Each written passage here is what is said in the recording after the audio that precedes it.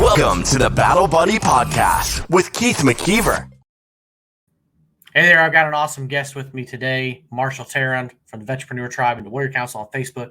If you're a veteran entrepreneur and you're not aware of it, you're missing a good opportunity. 16,000, I think, plus members in this group. Great Warrior Council. It's a mastermind group beyond it. Before I bring Marshall in, I just want to say make sure you hit that like and subscribe button to follow us. And if you're into entrepreneur stuff, you're definitely going to want to follow Marshall and his journey there. So, Marshall, welcome to the podcast. Thank you. Thanks for having me. Yeah, glad to have you here. So tell us a little bit about your story. Who was young Marshall? What did you do in the military? Those kind of things. Yeah, I'll make it pretty brief. I was born and raised in Las Vegas, the typical kid that, got in a little bit of trouble. Wasn't the best student, but it's not because I wasn't smart. It's just that I lacked discipline. End up joining the Marine Corps at 17. Got a big dose of discipline, didn't you? Yeah. And my military experience summed up as, I just happened to be a jarhead in Ramadi during the Anbar Awakening in 2007. That is a big part of my, I was a year over there. So it was a big part of my time. I ended up getting out shortly after that. Shortly after that, went back into the reserves for a year with 3rd Anglico out of California, and then decided to hang it up completely. I just became a dad, and my daughter was, I think, a couple months old when the unit was taking volunteers for Afghanistan. This is right after I got back from Ramadi. And when I realized that I wasn't willing to volunteer, or I was conflicted and not sure about volunteering, that's when I was like, you know what? That's all I need to know about myself. It's time to just hang it up completely. So I ended up getting out officially in 2010, like completely done with the reserves as well. And then got into a couple different odd jobs. I was like a food runner on the Las Vegas Strip. I sold cars for a little bit for a Chevy dealership. Just the typical veteran story of just feeling lost, trying to find my place in this. Honestly, it's a new world, right? Like the military experience versus the civilian experience is completely different. I ended up landing in the retail business, which is something that I still do today. Over the past, 12 years now? It's been evolving into different areas. I started off in the mall kiosk industry. So those annoying people that stop you when you're walking by the mall, there's actually some pretty good money in it. And that's where I kind of got started. And it's grown today to where I currently own 6 oxygen bars on the Las Vegas Strip. There's 3, or soon to be 4 in Orlando, where I currently reside in Orlando. So a total 10 oxygen bars, which is a combination between inline store spaces and common area. I wouldn't call them kiosks, but common area structures in shopping centers like the Venetian Fashion Show Mall in Las Vegas. Here at Icon Park in Orlando with the Big Wheelers, we have a store. So still a combination of common area, I guess you can say kiosk operations and inline stores. And we also take products that we sell out of those stores and we take them and we take them on the road and we sell them at different home shows. State fairs are a big one. Any kind of activation at any kind of large events. Okay, that's interesting. Yeah. Just before you continue that, I'm just curious, what is an oxygen bar? Because I knew that was coming. The only one I'm going to ask, know what a bar is. I've been in a few of those, but. Mm-hmm. Exactly. So an oxygen bar is a concept that is very similar to think of it like a modern express spa in a way. So we don't employ massage therapists, but we do use over-the-counter methods to get a very fast and efficient, release or relief or relaxation as possible. And one of those products is the actual oxygen station. So a person sits down for about 15 to 20 minutes are the sessions. You get hooked up to a nasal cannula, just like in the hospital, and you breathe in 90% oxygen. This is very good for headaches, hangover, jet lag, fatigue. Overall, you feel a sense like you just woke up from a nap. So like, for example, in Orlando, you spend all day in the Disney theme parks or Universal theme park, and you remember that you made dinner reservations at 7:30 or 8, and you're exhausted from the heat all day, and you're like, oh my God, between the kids and the family and like, how am I going to make it to dinner? We are a very good option for you to kind of, 15, 20 minutes before dinner or starting the night, essentially kind of feeling like refreshed, like you're ready to carry on with the rest of the day. On top of that, we have water massage machines that are not like the ones at the gyms where they spray up, but they actually spray down, and there's a lot more pressure. And you can basically get a massage for 15 minutes, and these water massage machines that you don't get wet all, by the way, there's like a waterproof barrier. But you can get a massage within 15 minutes. That's equivalent to about 40 to 45 minutes worth of work when an actual massage therapist would do the work. Aside from that, there's all different kinds of wellness products. We got into like healthy vapes, like a B12 vape or a melatonin vape, different massagers, different muscle therapy, massage guns. We got an interesting product mix, but it's all related to over the counter, wellness, pain relief, things like that. Refresh, recharge, that kind of thing. Yes, sir. Sense. Yeah. That's interesting. And so what other have you got other business ventures that you've been involved in outside of that, or? Yeah. So before I really pushed, so a little bit of a story. So I was in retail for a while. I was very trade show heavy. I had an opportunity to be a partner in a Florida solar company where I was a part of it's called Golden Solar in Florida for about 3 years, where I handled all of the in-house sales and the sales process and the marketing side of the company, because the company was very reliant on outside sales organizations, or what we call I don't call them a prime contractor because they're not really a contractor, but essentially outside entities that were sales and marketing organizations just give us contracts and deals. There's a lot of quality control issues that kind of came up with that and frustrations. So I had an opportunity to kind of go on board and build more of an inside sales team for more control. And the company ended up doing very, very well. I ended up leaving and resigning in 2020. Largely because of the opportunity of the oxygen bars came up, to where that was a company that I knew of, but I actually bought it in late 2019. And I knew that even though it was already an existing running business, I was conflicted to where I knew that more of my future was going to be growing the oxygen bar business.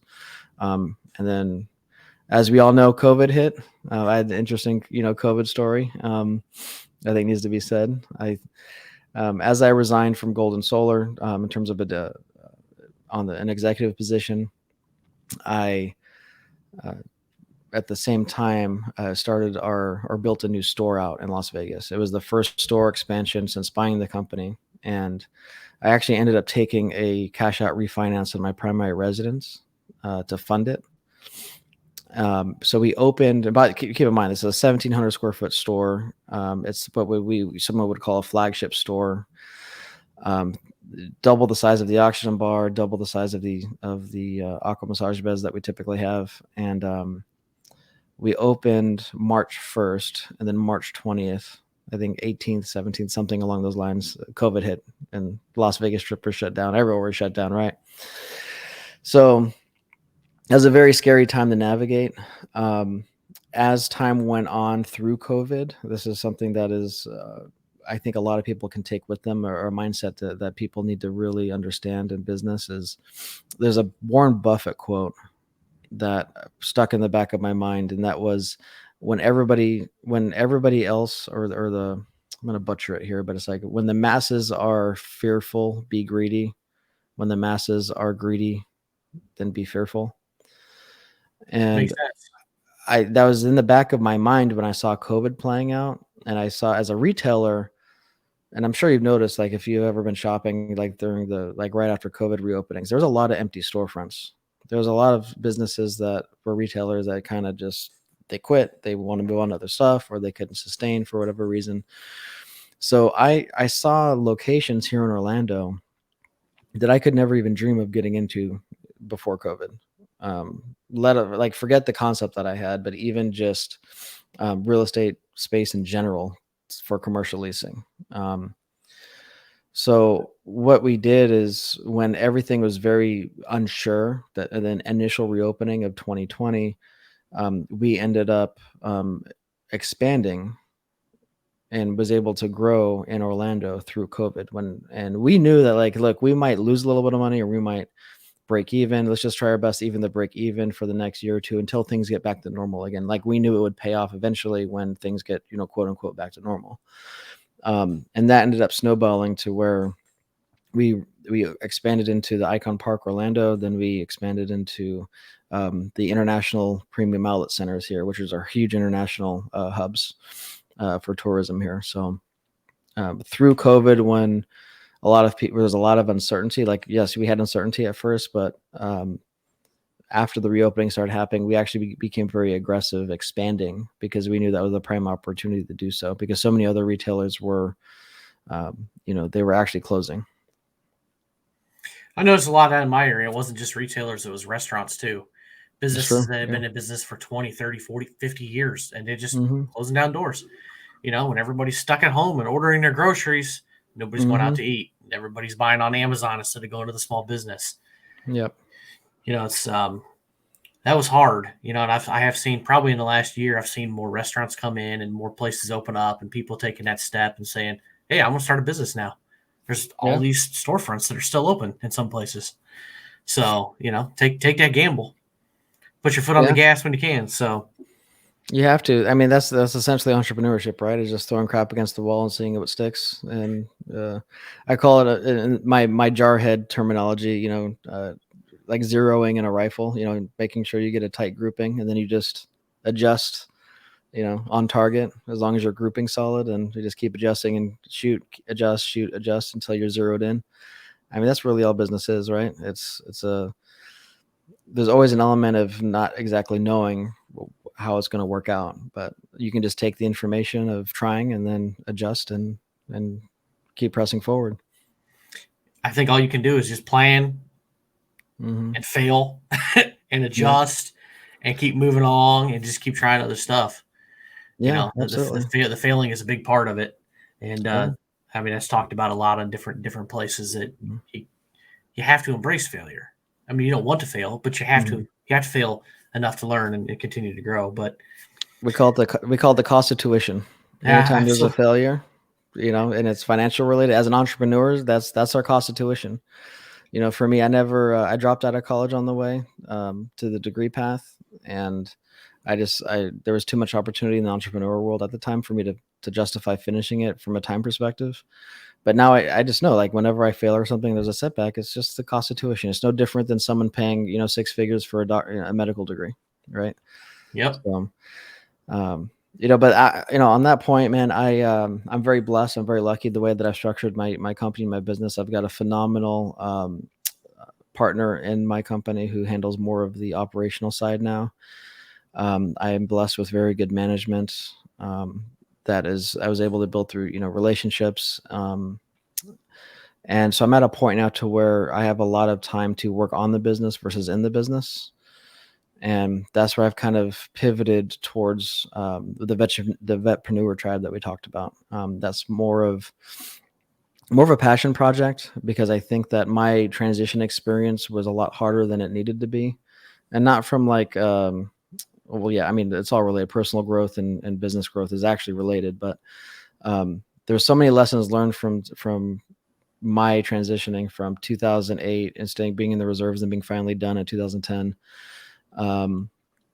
to now, that the internet and social media and online communities were not existent back then. Like, if I would have had the network of people at my fingertips that I have today back then, it could have saved me a ton of time, stress, money, like the whole nine. So the Vetpreneur Tribe is an online community of veteran entrepreneurs and aspiring entrepreneurs. It started on Facebook by somebody else, and it's kind of changed hands twice since then.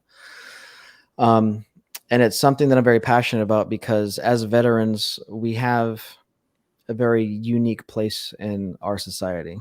And we knew all of the benefits of joining the military and serving, for what it would give us, in in terms of experience or opportunities, things like that. But there's not a lot of understanding of how do you take that into the goals and dreams that you have. And one things that I've noticed is that a lot of veterans, you know, we're very proud, right? We're also very lost at times, because not only are you growing as a human being, let's just be honest, like just getting older and going through the different phases of life, regardless of military experience, is already hard enough to navigate. Then you compound your individual military experience. It can add another layer of complexity. And as veterans, we're very initially distrusting, but like once we have each other's trust, then we'll bend over backwards for each other, right? But there's that initial distrust, because I think we've learned that being a veteran really doesn't mean as much as we thought it would. We've learned the hard way, because we've had maybe experiences that we've been let down or disappointed by certain figures. And that's just a result of the community being so big and diverse. The veteran community is a reflection of the country. It is big. Yes, it's small compared to the population, but it's still a lot of people. There's a lot of diverse people in different path of life, different beliefs, things like that. Yeah, it's almost like I think I saw a stat somewhere about 19 million veterans, give or take. Yeah, absolutely. You know, that's a lot of different. That's a lot of people. 10% are women, something like that. You know, it's a lot of different things brought to the table there. Yeah, absolutely. And for me, I love to see, and I want to see veterans thrive in whatever goals that they are. And one thing I love is nobody has the same goals. Like, and a lot of them are very humble, where they don't, some civilian side aspiring entrepreneurs, all they see is dollar signs. They want to be flashy. They want to have money, things like this. And on the veteran side, I see it's a lot more, they just want to be happy, or they just want to have, security in their business, things like that. So a lot of them, and their heart's in the right place. But the biggest thing I'm trying to break through in the veteran community is we need to be treating our veteran service or military service as an alumni group. Like if I go to college and I join any kind of association or fraternity, or even just graduate from the specific, university, and I get a cold message in LinkedIn from someone who is an alumni from the same school, and there's going to be an instant amount of trust, especially if they're in the same fraternity. And I don't see that same level of cooperation with each other than in other professional groups like that.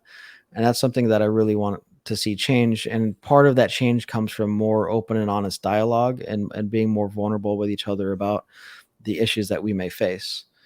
Because from my position, when I network and I talk to veterans from all over the space, and even not even just veterans, but people that are in NGOs that are trying to help, veteran causes, it's a lot of it's a recurring theme, and that is the identity that you have of the military is something that is a reflection of your past and not of your future. So a lot of people need to understand that you really have to mentally grow and shed that military skin and not stay within the confines or the box of being a veteran, because it actually holds you back more. When you associate the military as a big part of your identity, and you only want to have your social circles or business networking done within the veteran community, you are holding you're holding yourself back from like so much more opportunity, and honestly a lot more happiness, in my opinion. Part of the beauty of this human condition that we all suffer from is experiencing things that we're not used to, or that we are I'm trying to find the right words, just overall putting ourselves out there and being more open to new things that we might be afraid of or have anxiety of thinking about pursuing. I have conversations all the time that are unpopular. You want to talk, like, for example, we'll talk about the made in China stuff. Like, I talk to veterans all the time, and they're like, "Oh, products made in China, screw that. I'm going to buy 100% American." I'm like, I agree with that to a certain extent. To a certain extent, but the reality is that because of the internet, we live in a global economy. Yeah, it's been a global economy for a while. And you can fight economics all you want because of your pride and principle, or you can learn to benefit from it and take the extra margin that you could get from Chinese products and funnel it into either gainful employment from a veteran or veteran causes. There's a lot of ways that you can benefit from it. Like, I had a conversation with someone who was talking about virtual assistants, and I have a virtual assistant team in the Philippines that I found shortly after reading The 4-Hour Workweek by Tim Ferriss, which is a phenomenal read, by the way. And it completely changed my life. I got so much of my time back when I started outsourcing, recurring tasks to virtual assistants. And I had this conversation with someone about like, oh, but you're sending money overseas to the Philippines. I'm like, number one, this team works harder than most Americans that I've been involved with. I'm very seldom disappointed. And when I am, they have immense guilt when they make a mistake. And they're people too. They deserve to make they're people too. Wage, and they're not Americans, but they're people. And I've watched this person, the main manager now of the team. I've watched this person go from living in like almost third world conditions, bathing their baby with a bucket of water, to living in like what's equivalent of like middle class or upper class Davos City in a gated community in a real house. So it's almost like I've sponsored or that I've actually made a huge difference in someone's life, and it works well. But that's the biggest thing that I see. I see so many veterans holding on to so many aspects of their identity or ways of thinking because of the military experience, and they think that it's a positive. And there's certain things about it that's a positive, but you have to have the self-awareness to know what aspects to shed, given the world that we live in. I mean, it constantly changes here. I know I'm ranting, but I mean, even from a marketing standpoint or a branding standpoint, whatever, weekly, I'm like, get off of Facebook. The community needs to go to the Discord or Telegram, or we need to be more active on other platforms. Facebook is dying. Is becoming the platform for old people. I hate to say that because I started off on Facebook. It took me forever to get active on Instagram, but as especially our our OIF OEF generation and older, like we're so big on setting our ways on Facebook, but I watch so many different industries, and Facebook is like one of the worst. I mean, it's just, there's so many other ways. I mean, look, every young person's on TikTok. I know we joke about it and laugh about it, but it's true. Depends on your target demographic. And if you look, the most successful people out there that are at least doing an online based business, or even brick and mortar with some brands, they're on TikTok, or even they're on Twitch. I heard the word Twitch like a year ago. And I was like, okay, whatever. And then I finally, in the past 2 months, it's opened my eyes to how big of a deal Twitch is when it comes to exposure. Like, it's like Twitch and TikTok right now are like the last two platforms where you can get like real organic growth without paying for it, right? So yeah, but a lot of people have a problem with being on video. There's a lot of business owners have a really hard time. I was the same way. Like I really for many years struggled with maintaining that concept of being a silent professional and putting myself out there. Like me a year ago, I would not be doing this podcast. Like I was terrified of being on video. But there's a saying, like, the obstacle is the way. If something makes you uncomfortable, you need to understand it's for a reason, and there's growth that happens from it, period. Like, it doesn't nobody matter does that better than veterans. I mean, we all go through basic training, boot camp, whatever your branch calls it.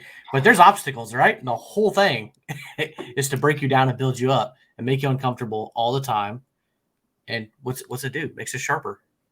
I agree, but I think that I can't, obviously no one can speak for all veterans, right? But I know for me, in my experience, is that I knew that at joining the military at such a young age, I joined at 17, that it was going to set me up for success in a lot of different ways, a lot of different avenues, and that I would leave the service a step ahead a lot of my peers, which I did. But what is not talked about in the recruiting, the recruiting side, or even when active duty, is because frankly they just don't know, is what you do with after that time is so pivotal. Excuse me. Like, I was just last week was the DoD Warrior Games here in Orlando. I invested in a company called Signs by Veterans. Justin Myers, the infamous pirate hunter, he runs the day-to-day. And he came out and we sponsored an athlete. And we went to the games and we watched it. We networked a little bit. We ended up having dinner with this. I'm not going to name names because he's an E9 in 29 years in the Navy. But he's very high up there. And we had a conversation at dinner that blew my mind, because even someone who's been in the service that long, has that much military experience, still is lost on what to expect of transitioning or getting out. They still have the same unknowns that, let's say, if 4 years in getting out. So like people that are currently active duty, like they're still living the active duty life. They really can't speak on, how to properly set someone up to transition. And the longer they've been in, the harder it's going to be too. I've mentioned this many times on this podcast that if you've been in for 20, 25, 30 years, but even if you've been in 20 years and you joined at 18, that's literally half your life is in that military system. That's all you know. High school and the military. Exactly. So you don't know civilian life at all. At least if you get out at 22, 23, 25, whatever, you're young enough to have, I'm not going to say less problems, but you potentially have less problems in transition because you weren't in it at all. Yeah, no, that's absolutely true. And, there's that period when you get out that is so important, because when you're in, as long as you're not a dirtbag, right, you actually care about picking up rank. You actually care about contributing to the unit and the mission readiness. And so you actually spend, even if it's 4 years, like I was one of the few that it was able to get E5 within 4 years, largely because it was a combat environment. Like in the Iraq days, like promotions were easier, but I still was able to get E5 within 4 years of leaving active duty. And it's something that is not easy. You work hard for that, those kind of things. And then you get these accomplishments in the military, and then you get out, and then it's almost like you have to like start from scratch again. Like you're literally restarting, and you just spent 4 years going through crazy amounts of ups and downs and hard work just to feel like you have to figure it all out again. But the difference is that you don't have an NCO that can mentor you as you get acclimated or get used to or chart out the path that you want in your life. When you check into your unit in active duty, you have an NCO in charge of you to kind of hold your hand and hold you accountable and keep you on the straight and narrow. You don't have that when you get out. So all these people that join the military for a lot of different reasons, some of them is just for self-improvement, they'll serve and for self-improvement. They don't have that. So it's, from my perspective, I'm trying to get as many young veterans and even active duty that are leaving soon to participate and get involved in our community, because I want to be able to have that for them. I want guys like me, guys like you, guys that have walked this path, and to learn from our lessons learned. That way some of the same mistakes are not repeated. So that's the overall goal of the Vetrepreneur Tribe. The Facebook community is, about 16,800 now. We're trying to move to, and other methods. We have the Warrior Council, which is a mastermind group that meets every Wednesday. Or every Thursday, on a Zoom call. And that's still very much in its infancy stage. And my goal is to really take Vetrepreneur Tribe to a level that it's almost an official association, nationally or even globally. That it's something that I think everyone that I speak to sees the potential in it, and they're surprised that it's not done yet. But it just creates, it takes people coming together. Keith, how many people do you know out here that it seems like we all say the same thing? Our messages are very similar, but there's not a lot of collaboration. It's like so many people are doing the same. Well, yeah, and if you really look at the nonprofit space, not to pick on them, Yeah. there's a lot in the nonprofit space. There's a lot of people that are, and I'm not knocking it, but there's a lot of people in equine therapy. There's a lot of people in outdoor adventures, Mm-hmm. Food pantries and homelessness and all this stuff. And in some cases, I see a little collaboration, but in a lot of them, it's like, no, this is the way I do it, and that's how they do it, and that's how they do it. And it's great to have those things all over the place, but when the goal is to end homelessness, suicide, and substance abuse among our ranks, sharing and collaborating is the best way to do that. Yeah.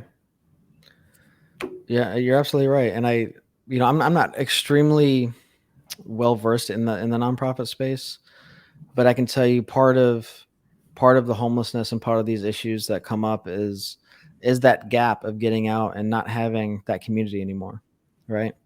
And like even in the Vetpreneur tribe, like if someone comes in, they want to start a business and they fail, which happens. Most businesses fail, right? And from my opinion, you either win or you learn. There is no failure until you quit. So that's a good point. Yeah. If they fail, because my first business failed, my first kiosk failed horribly. I closed it in a month and a half. And they need to get a job to regroup, and they need to saving money again, regroup, educate themselves more. Like there's nothing wrong with that. And that event could be very depressing. Failing in your first business can create like an insane amount of depression because you can beat yourself up, you can get discouraged. And some, that could lead with not in the right community, that could lead down the road of not a good, not a good life if they're not in the right support system. Right. I think you can almost make the argument that too much success too early can also set people up. They get one big failure and it's not really kind of catastrophic, but they view it as because they've had all this success. Yeah, that is true. Like if you get it, let's be honest, some people get a little lucky and then they don't know, they haven't navigated the ups and the downs. Yeah. Yeah. They hit one speed bump and it's just a little speed bump, but it just derails everything because they haven't had any problems to have to overcome yet. But anyway, I've seen both of those play out in the 5. I think I've been in the tribe for about 5 years. I've been in the Warrior Council for about 2 now. So seen a few people fail, come and go. And I think that each one of those scenarios has played out at least once or twice. I think no, you're absolutely right. And I think a lot of veterans that are in the entrepreneur space, they have to realize that these are harsh words, but it is what it is. Like, but we're not special. Like we have a common identity. We have something in common because of our military experience, but we're not so special that because of our military experience, we're going to excel in like anything that we touch. There's certain traits that we have that become more natural. In my opinion, as a lot of it's based on what your rank was or what your role was or what your job was. Like if I meet someone and they say, oh, I did 4 years active and I never made it higher than E3, I'm not going to immediately judge them, but I'm going to ask questions of like, okay, what was your job? What would you do? But if I met someone else and they're like, oh yeah, I got out as an E4, within 4 years, even though it's one rank difference, there's a huge difference in responsibility and, well, depending on the branch, responsibility and what the expectations was and what they did. You just kind of like, you can kind of tell where someone's at. Cause at the end of the day, we're still, we're all humans, and depending on the length of our military service, it's actually a small percentage of our overall life, if you really think about it. Right. So, and guys that get out and females too, if they do 40, unless young and get out early, like hell, you're still learning how to be a man or a woman, let alone like all the other stuff. Like, just to be honest, like you're still growing up. Like I look back at myself in my 20s, and I thought I was so grown up already because of my military experience. And it was almost like a false confidence. Like my work ethic was crazy, and there's a lot of good traits that came from that, but I was so mentally in a different place than I think that I am now, largely because of I've had more time since the military experience, and I've really learned to appreciate my military experience for what it is.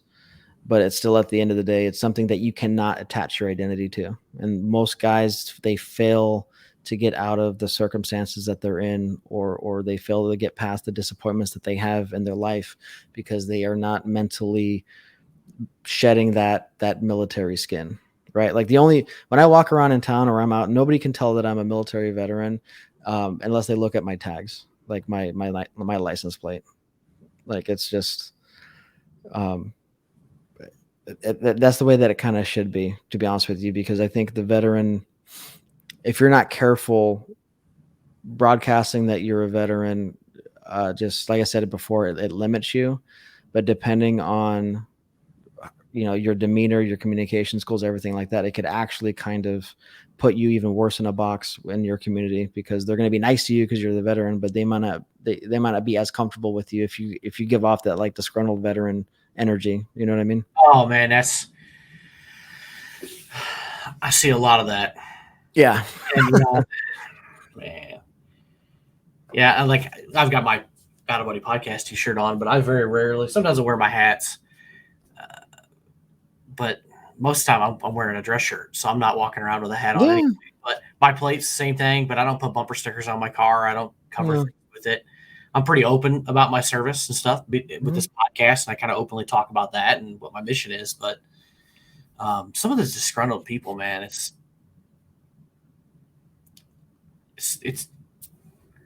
sad. It's like, you got your whole life, like you said, no matter how long you serve. If you serve 20 years, and you get out at 38 to 40 years old, you still have another 20, 25, maybe 30 years of retirement. That is a whole career left.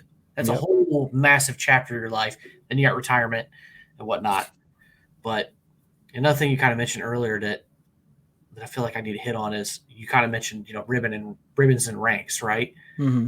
The moment you get out, nobody cares about that. Civilians don't know what any of it means. Mm-hmm. They care less. They really don't care. And that's how you identify people when you're in, is you give them respect based on that rank, maybe even more respect on the person if they're a good person, and what they've accomplished. But outside of it, it doesn't freaking matter. It doesn't matter. That colonel or that retired general is a man or woman just like you. They put their clothes on the same way. So funny story real quick. That dinner I was telling you about is with Justin Myers and that active duty Navy gentleman, and the 29 years E9. And we're talking about awards for a second, like the politics involved in the award system. And I was like, hey guys, question. I got a random message a couple years ago from a friend of mine saying that hey, check your records because we just got a new award and I've been out forever. Okay. I was like, do you guys know what a NUC is? Or like, is that significant? And both of them look at me and they're like, that's a really big deal. Like a Navy unit commendation medal is a really big deal. Like, you guys got a NUC? I was like, yeah. It was just so funny to see guys of like their face or what they thought of it, but just to head on your point, I've been out for so long, it literally means nothing. It doesn't change my life or there's no impact on it. And the civilian hears that, what's that mean? Yeah. They don't care. They don't know what the difference is between an accommodation medal, an achievement medal, and Bronze Star, Silver Star. They don't know. I mean, they probably know what the Medal of Honor is, but there's not that many people walking around with one of those. So, and they don't really care. The civilian population is here to support us, but they're not going to give us too much extra. Support you too much. Brother, it's a social courtesy at this point. And the truth of the matter is, we talk about the dysfunctional veteran side. We need to have firmer, harsher conversations. We still need to be polite and gentlemen about the conversation, obviously, but we need to not be so afraid to walk on eggshells, because it affects us all. If we're all going to say that we're it's a bad experience with another veteran affects the overall community and how they deal with another veteran.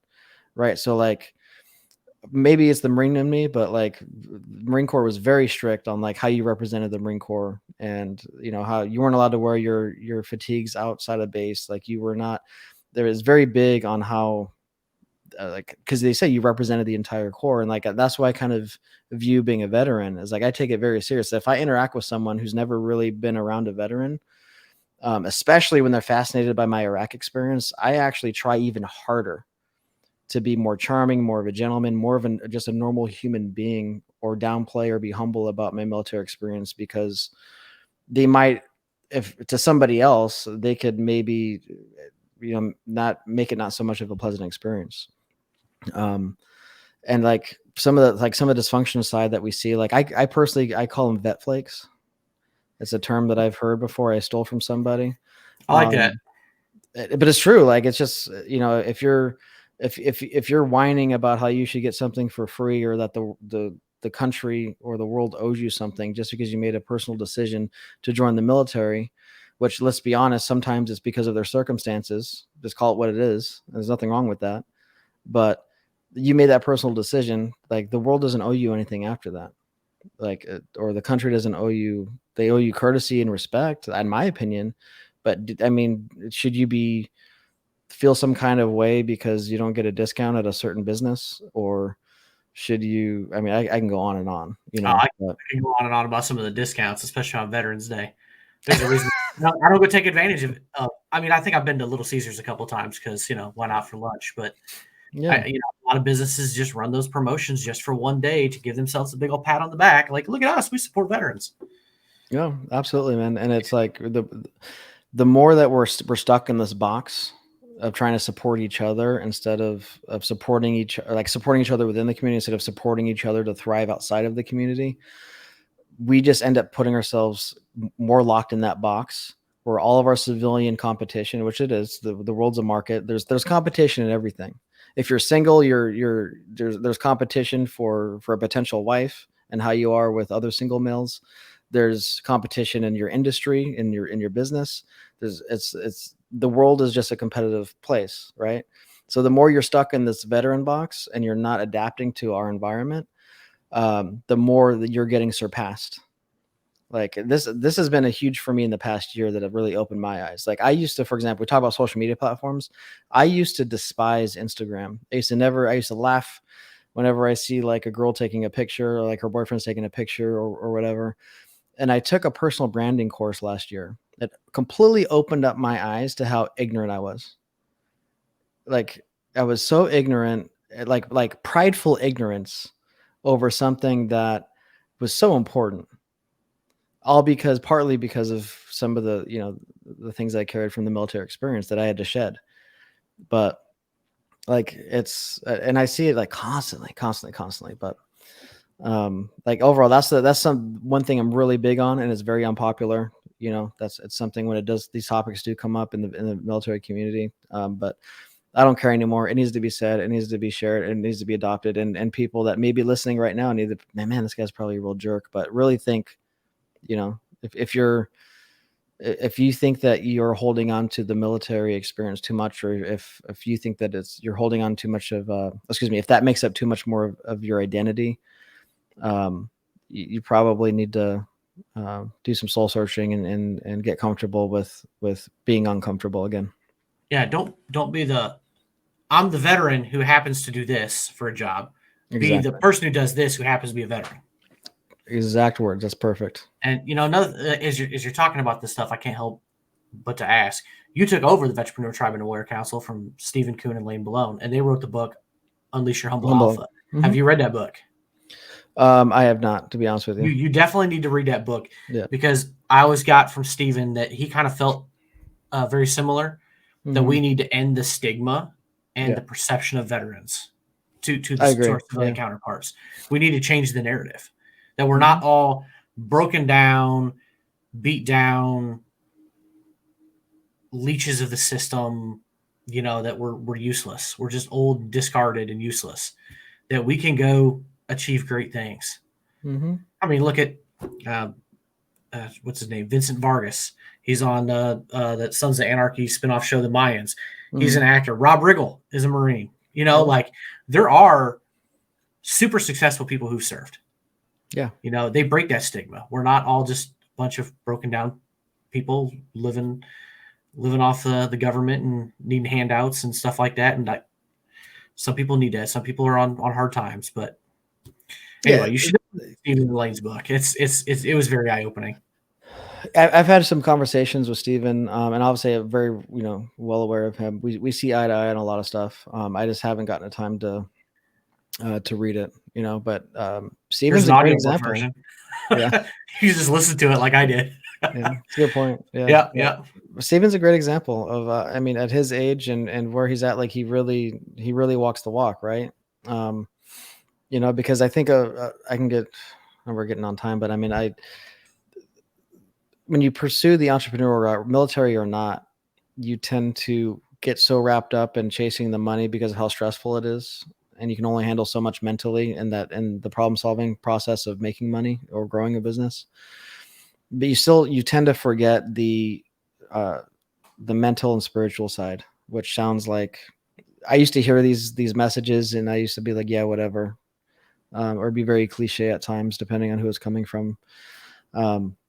But it's something that is very, very true. That's why Steven really preaches like a lot of the fitness stuff, like, because it's true. Like I was like 50 pounds heavier about as recent as like 2 years ago. And I still got, about 15 pounds to go, but it's amazing how much correlation there is between everything, between money, your mental, your physical health and your mental health and even your spiritual health. So, which it's something that I ignored for too many years. That is very, very important to an overall happy life, because what's the point of being a veteran entrepreneur, an entrepreneur, if you get to that point and you say, what was it all for? I couldn't agree more. I've been kind of on a similar journey myself now. The physical part of it, I haven't done a great job of, I must admit, but I've been into that, mindset. Just put yourself in a better mindset. Be in a mindset to grow, to learn, to work harder, to push harder, but also take care of your family, quality of lifetime. But what, I guess you could say, hacks, what can you do in your life to make your job easier, smoother, faster, more efficient, and it's like I started taking Focus Factor as pills. Seems to work. I don't know. Maybe it's a placebo effect, but it's like, okay, that and my joint issues. All right. So I take some supplements for that. Maybe that'll help, need to get out there and walk more. I only drink water and coffee for the most part. Occasionally I'll have a soda if I'm out and about at a restaurant or something like that. So it's like little changes just to make yourself better physically, mentally, spiritually. There's a lot of things you can do spiritual. That doesn't have to be like going to church. Right. Yeah. It doesn't have to be religious. That's a good way of putting it. You can do yoga. Even the VA offers that through their whole health program. You can do yoga and Tai Chi, I think. Yeah. So like there's options out there that are free and you can do them with other vets. Yeah. So it's very true, but it's depending on what stage you're at in your journey. Like you don't want to hear this stuff, and I get it, because there's times in my journey where I didn't want to hear this stuff either. I was like, okay, yeah, whatever, hippie. Yeah. Like, but it's true. You'll learn. Poll of some of the people in our circles, I would be willing to bet Warrior Council. I bet if I put a poll out there, I bet whoever responds to it, an overwhelming majority have put a focus into one or more of those categories: physical, spiritual, mental, if not all of them. But then again, we know their journeys too. So I wouldn't be surprised, but I know some of them are. So yeah, it's very, very true. But so for those that don't want to hear it, you heard it here. Work on that shit. Take it from us. That's walk the walk and didn't have the same support system online as you guys do. It blows my mind how much resources are at anybody's fingertips today to be successful. It is like I don't know about you, man, but when I got out 2008, I was so committed to like I had such a problem with authority, which is ironic because I was able to get E5 in 4 years, but I have such a problem with authority. Like I didn't want to get a job. I didn't want to stay in a job for very long after I got out. Like I went to the bookstore and my GI Bill housing allowance just hit. And I went and I bought every single Rich Dad or Robert Kiyosaki book and all of his Rich Dad Advisor books, about the entire collection. And I read, like, because this was back then, like there wasn't online communities. There wasn't like online coaching. There wasn't like it's just too easy now. Like I can, reading books are important, but there's so many, I say this with a caveat, but there's so many resources and even coaching programs that you can buy from other people that are credible. And I say this with a caveat because you got to make sure you get it from a credible source. But like, you know, like anything that you want is really at your fingertips to learn about. And even if you're like me and you only retain or can find useful 10 or 15% of what the content was, it's still valuable because it still makes you a more wise business person or a wise person in general. You know, like we didn't have that back then. Like, Yeah. You didn't have YouTube in its current state. I mean, it was around, but about that time when I got out in 2010, I think about not 2011. It's you know, it's 2012, 2013, I think is when I started, you know, discovering Gary Vaynerchuk videos. yeah, You know, so and he had been around for a few years, but he's only exploded in popularity since then. And there's other people out there. yeah, And YouTube University is free. All you gotta do is just let your fingers do the searching. it's true. So, It is. There's almost information overload at times, but it is true. There's never been a time where you have this much, you know, resources at your fingertips. Like you used to have it, but back in the day, like the internet was full of cat videos. But now that it's really, you know, it's really evolved to where there's any topic under the sun is there. And fun irony about YouTube is, do you remember back in the day the Numa videos with the guy that was going like this? So I do remember that. I had a digital camera when I was in Iraq, and a buddy of mine recorded me. Like I was bored as hell sitting in the Humvee, and I did like the Numa dance when we were playing it on a speaker. I uploaded it to YouTube in the early days of YouTube. And back then, I think it was like 400,000 views or 200,000. I don't know what it was, but it was a lot for back then. Yeah, that would be. I actually got an email when I was like about to leave Iraq from YouTube asking me to test pilot their influencer program because of the impressions that I had on my page. And I literally said it could, there's chances to get monetization. And I looked at it and I'm like 21 years old. And I looked at this email. I'm like, okay, yeah, whatever. Looks And like a scam. Yeah. And here I am looking at Jake Paul and all these other like Yeah. these YouTubers and shit. And I'm just like, oh man. You had your Nigerian prince right there. Yeah. In the flesh. Man. Yeah. No, that'd be crazy. That was back in the day, those things were like really viral. Yeah. You know, since now something goes viral and it seems like it's gone tomorrow or next week. It's like the Numa and that some of those memes that were floating around about 10, 12 years ago, like they were reused and used everywhere forever for years. Yeah. If you want a good laugh, just Google Marine Numa and I'll pop up. So maybe I might look it up and it might make it in the show notes. Might just do that. Yeah. So, man. All right, Marshall, I appreciate you stopping by. There's a lot of good nuggets in there and sharing, you know, what some of your vision is with the tribe and the Warrior Council. I'll have those linked in the show notes too, so people can find it. I highly suggest anybody who's really serious about their business to consider joining the Warrior Council. I did it about 2 years ago. The connections and the networks. While I'm in real estate, they're in totally other businesses. We don't really collaborate much, but just to learn, just to hear other people's issues, you know, inventory issues.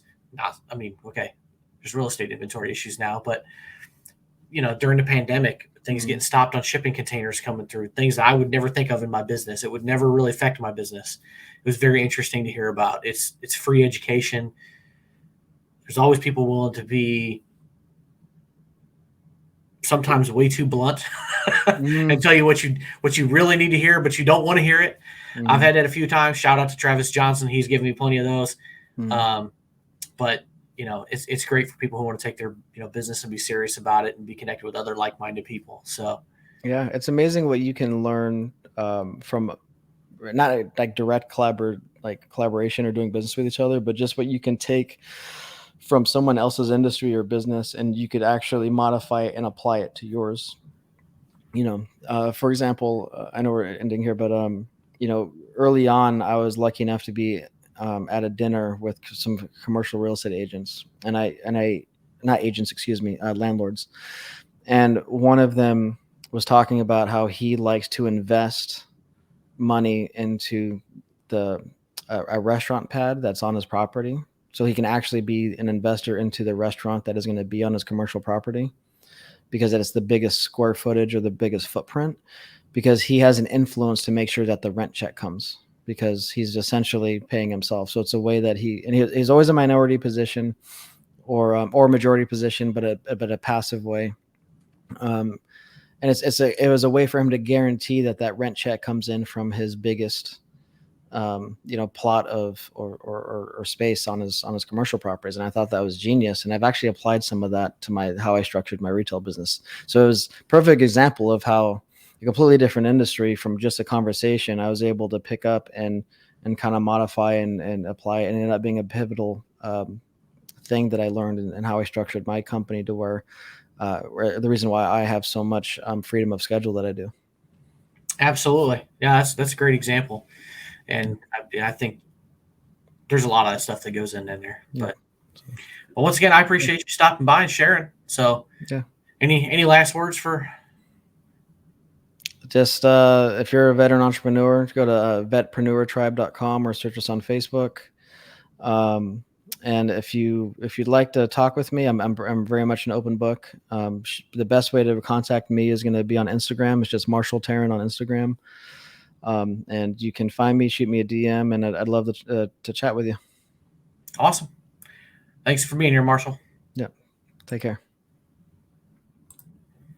All right. There you have it, folks. Remember, my website's got all kinds of resources on there, BattleBuddyPodcast.net. If there's something that's not on there that you think should be, go make sure you email me, BattleBuddyPodcast@gmail.com. A National Suicide Hotline number. If you are struggling or know somebody struggling, the number is now 988-PRESS-1, or you can text 838-255.